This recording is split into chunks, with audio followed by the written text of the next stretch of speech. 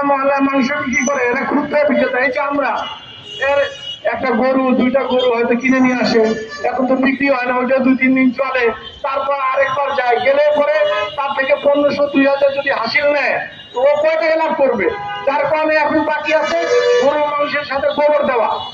আপনারা জানেন কিনা, আগে হাড় দিত না। আমার বয়সী যারা আছেন তারা কিন্তু আগে মাংসের সাথে হাড় দিত না, মাংসের সাথে চর্বি দিত না।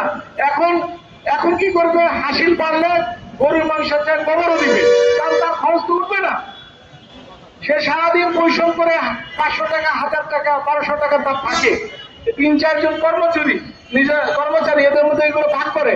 এখন হাসিল যদি এইভাবে লাফায় ওই সচিবের পকেট ভারী করার জন্য, প্রশাসনের বিদেশে ঘর বাড়ি করার জন্য যদি টাকা তোলে, তাহলে তো আমরা সেটা মেনে নিতে পারি না।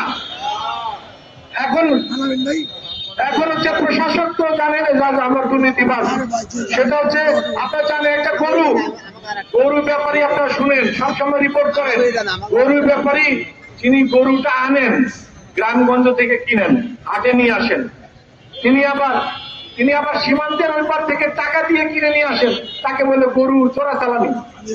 পয়সা দিয়ে কিনে পরে গরু চোরাচালানি। আপনি সিস্টেমে নিয়ে আসেন, ওই টাকা দিতে হয় তাকে বিএসএফ কে, ওই টাকা দিতে হয় বর্ডারে কে পাহারা দেয় তাদেরকে, তারপর ওখান থেকে বেরোলে আসে সীমান্ত এলাকা, ওই থানার লোকজন হাঁ করে বসে থাকে, ওটা দেয় কত দূর আসলে পরে র্যাব ধরে, তারপর আরো কত দূর আসলে, মানে এইসব আপনারা ভালো জানেন, আমাদের যে আপনারা ভালো জানেন।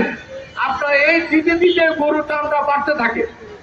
যে গরুর দাম গ্রামে এখনো, ইন্ডিয়ার গ্রামে এখনো 60 টাকা থেকে শুরু করে 120 টাকা, এর বেশি কি গরু মাংসের দাম নাই ইন্ডিয়ায়। সেই 120 টাকার মাংস আইসা বাংলাদেশে এই 800 টাকা হয় কি করে? কোন যুক্তিতে হয়? কোন যুক্তিতে হয় না। এটা এক ধরনের শাসক শ্রেণী, আর হলো আমাদের সাধারণ প্রজা, এই প্রজাদেরকে জবাই করে হাজার হাজার কোটি নিয়ে এরা বিদেশে পাড়ি জানান। ওনারা ধরে নেন, কিছু মামলা হবে, কিছু ওয়ারেন্ট হবে, কিছু গালিগালাজ হবে, কিছু পত্রিকা আসবে, কিছু টিভিতে আসবে, আমরা পত্রিকা আবার টিভি জায়গায় কিছু কমিশন দিয়ে দিব, সব শেষ। এই হয়ে গেছে বাংলাদেশের কালচার। আপনার যদি দেশবাসী সচেতন না হন, এই ক্ষুদ্র মাংস ব্যবসায়ীদের সাথে আপনাদের আওয়াজ না তোলেন, পাঁচটা কথা না তুলে ধরেন, তাহলে সরকারের তরফ নড়বে না, আমরা চাই সরকার এই বিষয়ে হস্তক্ষেপ হোক। এখন সমস্ত দুর্নীতির নেতা হচ্ছে সরকারের উপদেষ্টারা কিছু, আর হলো এই সচিব এবং কর্মকর্তারা কিছু, উপদেষ্টা আর সরকারের সচিব। এখন আমরা 18 তারিখে অবজেকশন দিয়েছিলাম ওই হাইকোর্টের অর্ডারের বিরুদ্ধে, রুল 25 বই, আর সে কারণে গরুর মাংসের দাম বাড়ে। জনগণ মনে করে ওই যে মহল্লায় যারা গরুটা বিক্রি করে মাংস, এরাই মনে বেশি বিক্রি করে, বেশি দাম নেয়। কিন্তু জনগণ জানে না কি হচ্ছে এখানে। ডাকাইত কারা আমার জনগণ জানে।